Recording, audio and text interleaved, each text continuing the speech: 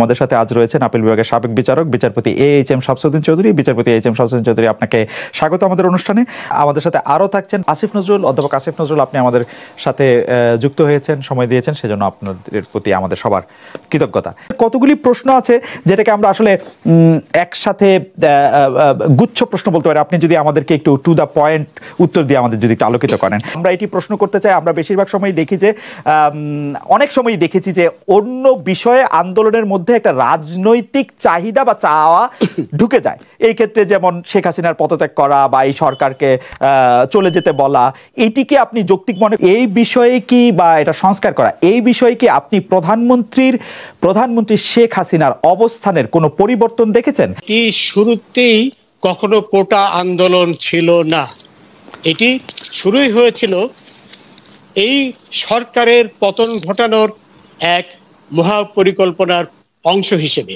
কারণ এই তথাকথিত কোটা আন্দোলনকারীরা যা চাচ্ছিল এবং চাচ্ছে, সেটি তো সরকারেরও চাওয়া ছিল সবসময়। শোনেন, সরকারের অবস্থান তো সবসময় এক।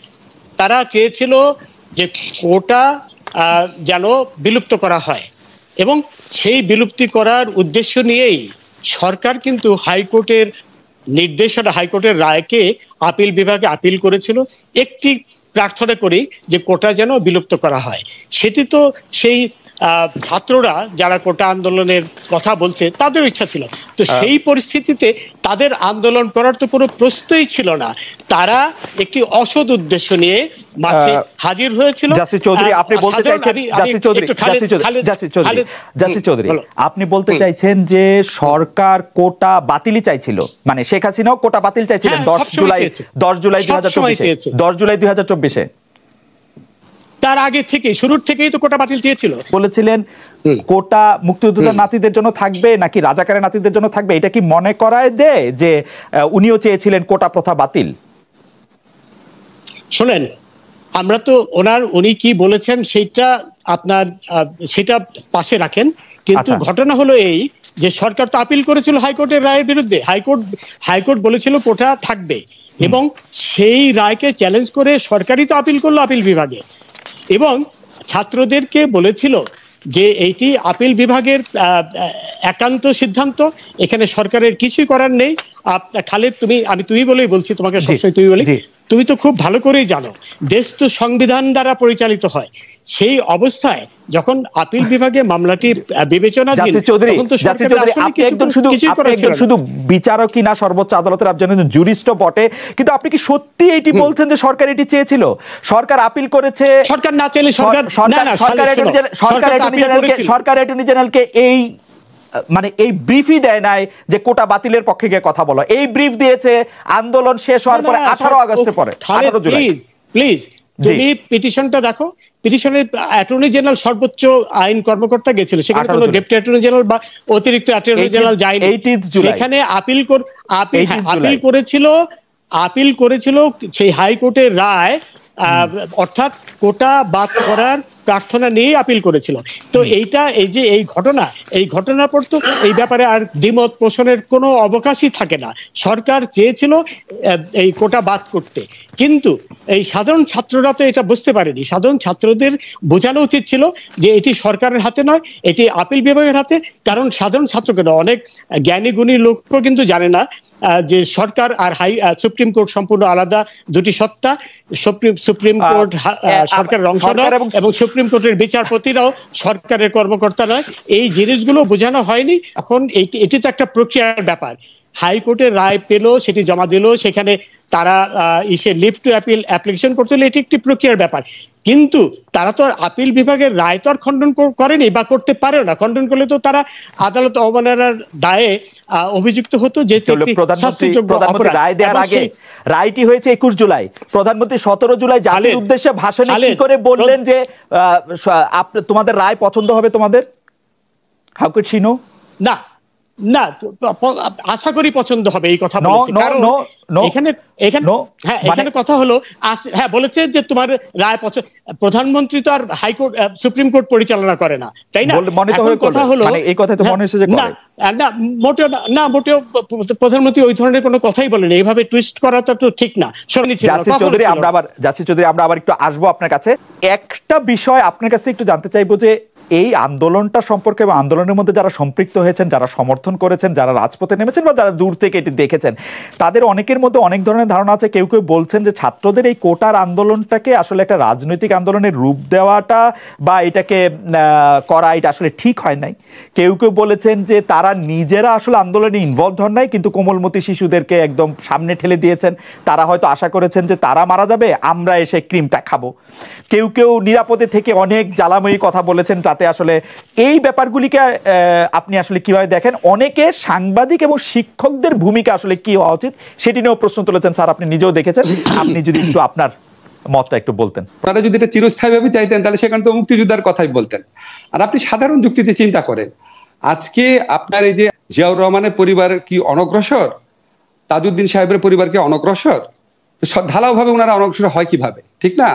এটা তো আপনি সংবিধান কেন, সাধারণ কোনো যুক্তিতে মানে কমন সেন্স থাকলেও তো মানুষের এই বিবেচনাবোধ আসা উচিত। এবং আমি দেখলাম পত্রিকাতে, আমি আসলে রায় তো প্রকাশিত হয়নি হাইকোর্টের, আমার কাছে অদ্ভুত লাগলো যে ওইখানে যারা এই পরিপত্র বাতিলের মানে কোটা যারা বাতিল করতে চান তাদের পক্ষে একজন আইনজীবী উনি বললেন আর্টিকেলের 150 আর্টিকেলে বলা আছে যে অস্থায়ী এবং ইন্টারিম যে আদেশটা আছে এই আদেশগুলো বলবৎ থাকবে। আমি আশ্চর্য হয়ে গেলাম, আমি সাংবিধানিক আইন পড়াচ্ছি এত বছর যাবত, আমি গণপরিষদ বিতর্কের উপর 2 বছর রিসার্চ করে বই পড়েছি, উনি এটা কি যুক্তি দিলেন?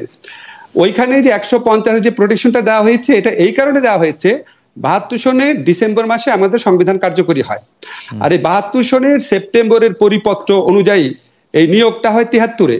এই 73-এ নিয়োগ দেওয়া নিয়ে যেন কোনো প্রশ্ন না আসে, 73-এ নিয়োগ নিয়ে যেন কোনো প্রশ্ন আসে, শুধুমাত্র সেইটাকে প্রোটেকশন দেওয়ার জন্য 150 এটা বলা হয়েছে, এবং আরো কোনো কিছু কোনো বিষয়কে প্রোটেকশন দেওয়ার জন্য অস্থায়ী, সম্পূর্ণ অস্থায়ী ভিত্তিতে। এবং চতুর্থ তফসিলের হেডিং এ হচ্ছে অস্থায়ী এবং ইন্টারিম অন্তর্বর্তীকালীন বিধান। অস্থায়ী অন্তর্বর্তীকালীন বিধান এই 50-52 বছর পর কিভাবে আসে এবং এটা আদালতে কিভাবে গৃহীত হয়েছে আমি জানি না, আমি সম্পূর্ণ লস্ট এটা। আমি রায়টা দেখলে হয়তো বুঝতে পারবো। আর আপনি চিফ জাস্টিসের প্রসঙ্গে যে কথা বলেছেন, আমি ওনার কথাটা শুনে আমার আসলে দুঃখ লেগেছে।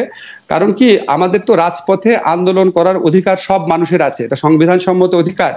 বাংলাদেশে কিন্তু এই রাজপথে আন্দোলনের অধিকার প্রয়োগ করে বাংলাদেশ রাষ্ট্র স্বাধীন হয়েছে। রাজপথের আন্দোলনের অধিকার প্রয়োগ করে স্বৈরাচারী সরকার থেকে আমরা গণতান্ত্রিক সরকার ব্যবস্থা এসেছি। রাজপথের আন্দোলন এমনকি তত্ত্বাবধায়ক সরকার যখন রায় হয়েছে এটার বিপক্ষে বহু রাজপথে আন্দোলন হয়েছে। হ্যাঁ, এখন আমাদের তো বিচারিক সংস্কৃতিতে, আমাদের রাষ্ট্রীয় সংস্কৃতিতে আন্দোলন তো, এবং পৃথিবীর যে কোনো আপনার হিউম্যান রাইটস ডকুমেন্ট যদি দেখেন, আমেরিকার সংবিধানে কোনো সংবিধানে আছে আপনার যদি সরকার আপনার তার দেওয়া ওয়াদা পালন না করে, আপনি যদি হবস লক রুশোর থিওরি গুলোও দেখেন, সোশ্যাল কন্ট্রাক্ট থিওরি, আপনি আন্দোলন করে সরকার পতন ঘটাতে পারবেন, সরকারকে পরিবর্তন করে ফেলতে পারবেন। আন্দোলনের প্রসঙ্গে উনি যে কথাটা বলেছে আমি জানি না উনি কি ইন্টেনশনে বলেছেন, শুনতে ভালো লাগে না। এটা তো কিসের আন্দোলন, মানে এটা তো সাধারণ মানুষের রুটি রুজির আন্দোলন, সাধারণ মানুষের সন্তানদের জীবিকার আন্দোলন, শোষণ মুক্তির বিরুদ্ধে আন্দোলন, সমতার আন্দোলন, মুক্তিযুদ্ধের চেতনা রক্ষার আন্দোলন এবং সংবিধান রক্ষার আন্দোলন, সবকিছুর সাথে আপনি রিলেট করতে পারেন। যাই হোক, আমি জানি না উনি কি উদ্দেশ্যে বলেছেন, আমি চ্যালেঞ্জ করলাম 1000 পৃষ্ঠার গণপরিষদ বিতর্কের মধ্যে একটা জায়গাতেও মুক্তিযোদ্ধাদেরকে চাকরিতে বিশেষ সুবিধা দেওয়ার কথা বলা হয় নাই। মুক্তিযোদ্ধাদের অবদান, তাদের সাহসিকতা নিয়ে অনেক কথা বলা হয়েছে, যৌক্তিকভাবে বলা হয়েছে। শুধুমাত্র তাদের সামাজিক নিরাপত্তা দেওয়ার ক্ষেত্রে আর্টিকেল 15-এ বলা হয়েছে। তো আপনি সংবিধানে নাই, গণপরিষদ বিতর্কে নাই, এবং সংবিধানের সুস্পষ্ট লঙ্ঘন। এটা হচ্ছে মানে সাধারণ মানুষেরকে অসাম্যের দিকে দেওয়া। আমরা যে বলি সবাই আইনের চোখে সমান, সমান সুবিধা পাবে, আর্টিকেল 29, এগুলির সুস্পষ্ট লঙ্ঘন। এখন আপনি সংবিধানের স্পিরিটে গিয়ে এমন একটা জিনিস করবেন যেখানে চাকরি পাওয়ার অধিকার অত্যন্ত অল্প সংখ্যক মানুষের কাছে। আপনি যদি রাজ সরকারি গ্যাজেট দেখেন, যদি আপনি সরকার প্রকৃত মুক্তিযোদ্ধাদের সংখ্যা দেখেন, 1986 সনে মুক্তিযোদ্ধা কল্যাণ ট্রাস্টের হিসাবে ছিল প্রকৃত মুক্তিযোদ্ধার সংখ্যা 70 থেকে 80,000। পরে আওয়ামী লীগ আমলে কেন এটা বেড়ে 3 গুণ হয়েছে আমি জানি না। এর মধ্যে অনেক ভুয়া মুক্তিযোদ্ধা বের হয়েছে, ভুয়া মুক্তিযোদ্ধার আপত্তি হয়েছে প্রায় 60,000-এর বেশি। এখন আপনি কি বলেন, সরকারের অধিকার আছে ভুয়া মুক্তিযোদ্ধাদের পক্ষে আপনি কোটা করবেন? সরকারের অধিকার আছে আপনি মুক্তিযুদ্ধের সন্তান তার প্রশ্নের প্রশ্ন করবেন? আমাদের সংবিধান অনুযায়ী কিছু কোটা তো অবশ্যই আপনার রাখা উচিত। যারা আপনার পার্বত্য অঞ্চল অধিবাসী আছে, যারা শারীরিকভাবে প্রতিবন্ধকতা আছে, তাদের কেন আপনি কোটা রাখবেন না? অবশ্যই আপনি কোটা রাখবেন। এমনকি আমি মনে করি মুক্তিযোদ্ধা ফার্স্ট জেনারেশন মুক্তিযোদ্ধা, তাদের জন্য যদি কোটা রাখে, যদি কেউ মুক্তিযুদ্ধ থেকে থাকেন এই বয়সেও, সুবিধা দেন, অসুবিধা নাই, প্রকৃত মুক্তিযোদ্ধা। বাট নাম্বার নিয়ে প্রশ্ন, আপনি কত পার্সেন্ট রাখবেন? দেখেন ভাই, আমাদের এখানে যারা আছে, আমার চেয়ে খালেদ আপনার চেয়ে 8 সনে 2018 সনে লাস্ট ইন্টারভিউতে কত স্ট্রংলি এই মুক্তিযুদ্ধ কোটার বিরুদ্ধে বলেছেন। তো ওনার মুক্তিযুদ্ধের চেতনা কম ছিল? উনি সংবিধান রাষ্ট্র ব্যবস্থা কম বুঝে? উনার চেয়ে বেশি সরকার কে বুঝে বাংলাদেশে? আমি প্রশ্ন করলাম আপনাকে, কে বুঝে বাংলাদেশি? তো বড় একটা রাষ্ট্রীয় ব্যাপার, উনি আরেকটু সুচিন্তিত ভাবে সিদ্ধান্ত নিতে পারতেন। আপনি কোটার পার্সেন্টেজ কমিয়ে দেন।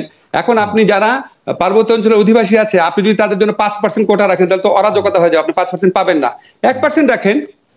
আপনি তো সুচিন্তিত ভাবে করবেন, এটা তো সুচিন্তিত ভাবে করা হয় নাই। আমি তো মনে করি বাংলাদেশে এখনো চাকরিতে 10%-এর মতো কোটা থাকা উচিত। এবং যারা শারীরিকভাবে অক্ষম আছে, যারা আপনার আদিবাসী আছে, এবং যারা আপনার যদি কোনো আপনার থাকে যে নারীদের জন্য যদি আপনি কিছু কোটা দিতে চান, আপনি 10%-এর মতো রাখতে পারেন। আপনাকে সম্পূর্ণ তুলে দিতে কে বলেছে? কোটা সংস্কারের আন্দোলন যারা করেছে তারাও তুলে দিতে বলে নাই। সরকার কোটা রাখছে না, এটা আমি মনে করি আমার নিজস্ব বিবেচনায় একদম অনেস্টলি আমি মনে করি এটা পিওরলি একটা পলিটিক্যাল কোয়েশ্চেন। তো এই পলিটিক্যাল কোয়েশ্চেনে আমি যদি জাজ হতাম, তাহলে আমি এটাকে মেইনটেনেবল ধরতাম না। এখন আপনার ধরেন জাজ যারা হয়েছেন উনি তো সমাজের বাইরের মানুষ না। আমার কমপক্ষে 10 থেকে 12 জন স্টুডেন্ট আছে সরাসরি যারা হাইকোর্টে জাজ আছেন।